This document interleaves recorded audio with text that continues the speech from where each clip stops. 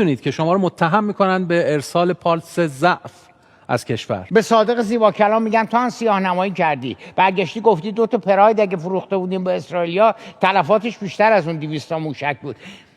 اینا سیاه‌نمایی نیست به نظر من. اینا سیاه‌نمایی نیست. اگه بیایم حرفای ایشونو بزنیم، 46 سال ایشون داریم میگیریم میزنیم میبندیم، داغون میکنیم، با خاک یکسان میکنیم. اینا تو میدون فلسطین اومده بود کنتور گذاشته بود که 1200 و چند روز دیگه اسرائیل نابود میشه. نمیدونم اینا پاسخی نداریم؟ و هم چیزی نداریم ما.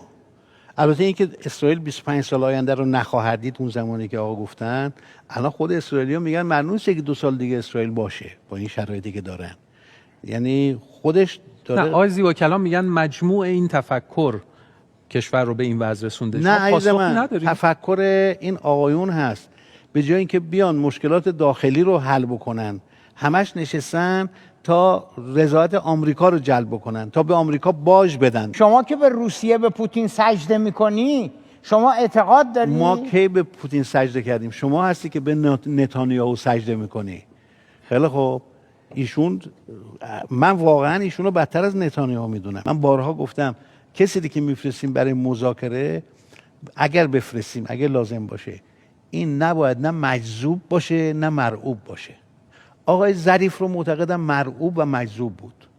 وقتی برمیگرده کسی که این همه سال تو آمریکا بود میگه امضای کری ضمانت است، کری وزیر خارجش، امضای رئیس جمهورش هم ضمانت نیست، امضای کنگرهش هم، مصوبه کنگرهش هم ضمانت نیست، کما اینکه مصوبه شورای امنیت سازمان ملل هم ضمانت نبود.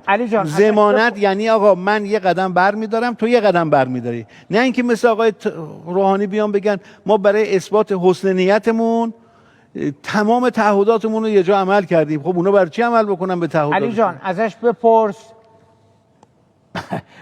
ما آدمایی که فرستادیم واسه مذاکره قراصه بودن، شکسته پیکسته بودن اینا. شما یه آدم قوی فرستادی به اسم 6 سال رفت نشست با کاترین اشتون مذاکره کرد. چی کار کرد؟ چه گلی به سر مذاکره زد؟ 6 سال وقت این مملکت رفت مذاکره کرد، اونها حاضر نشدن تضمین بدن. ایشون هم گفت تا تضمین ندید چیزی رو امضا نمی‌کنیم، من این تعهدی نمیدیم. علی اکبر ولایتی که با اینا حرفش درست بود. آقای علی اکبر ولایتی هم بگه، آقای علی اکبر ولایتی هم بگه، هر کی دیگه هم بگه. اینجا ایشون میگه آقا حرفی که میزنید، تعهدی که میدید باید ضمانت بدید. اونا میگن ما حاضر نیستیم ضمانت بدیم. وقتی حاضر نیستن ضمانت بدن چی رو امضا کنن؟